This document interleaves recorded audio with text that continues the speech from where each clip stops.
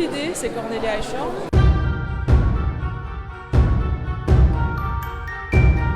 Je fais beaucoup de dessins. Dans mes dessins, en fait, je confronte toujours un individu à un environnement, un espace ou un groupe. Ça parle toujours d'une violence en fait, qui n'est pas forcément visible dans la communication avec les autres.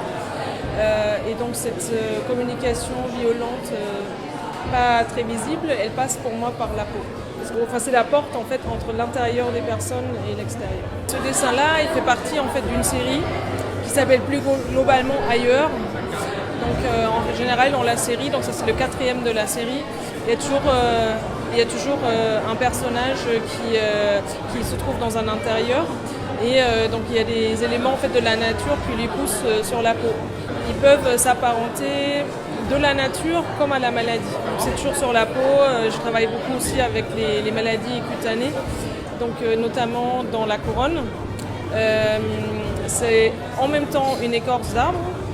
Et ça peut aussi ressembler en fait à des cellules cancérigènes, microscopiques. C'est pas particulièrement un enfant, en fait, ça peut être toutes sortes. Je voulais en fait que ce soit un personnage assez neutre, qu'on ne puisse pas forcément distinguer si c'est une fille ou un garçon, ou adulte ou enfant, pour que un maximum de gens puissent s'identifier, parce que c'est le point central en fait, du dessin. Donc c'est en fait toujours ce que je fais, je confronte en fait un individu à un groupe dans ce dessin-là. Donc il y a plein de personnages autour qui interagissent avec le personnage central. Pourquoi je choisis toujours l'individu que je confronte à un groupe ou un environnement, c'est quand on arrive, ça arrive en fait à tout le monde, quand on se sociabilise, d'être dans un nouveau groupe ou dans un nouvel environnement. Il y a toujours une hiérarchie qui s'installe, comment on s'intègre ou comment on est exclu.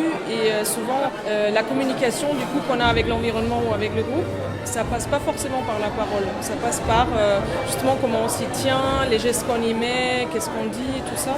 Et c'est ça que j'aime bien observer en fait. Je viens de la RDA au départ, donc j'ai été énormément confrontée à cette situation d'arriver en fait d'être la nouvelle dans un groupe. Ça arrive à chacun d'être le nouveau en fait quelque part et du coup voilà, je pense que tout le monde peut un peu se retrouver avec cette problématique, ce que c'est quand on arrive quelque part, comment on s'intègre, comment on se sociabilise. On voit le personnage principal qui est au milieu, qui est comme dans un vortex. Je ne sais pas comment on dit, un maelstrom, voilà. Et donc il est entouré en fait de plein de personnages. Et ce que j'aime toujours en fait, quand il y a de la confrontation, j'aime bien quand même montrer aussi que tout le monde fait partie de tout le monde. Enfin, tout est une seule matière. Donc on ne sait pas où l'un s'arrête, où l'autre commence.